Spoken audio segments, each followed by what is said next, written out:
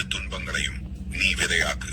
முளைத்தால் மரம், இல்லையேல் உரமாகட்டும். பிள்ளையே, விதைகள் கீழ் நோக்கி எறியப்பட்டால்தான் மரங்கள் மேல் நோக்கி வளரும். அது போன்றே நீயும் விழும்போது விதையென விழு, எழும்போது விருட்சமாய்.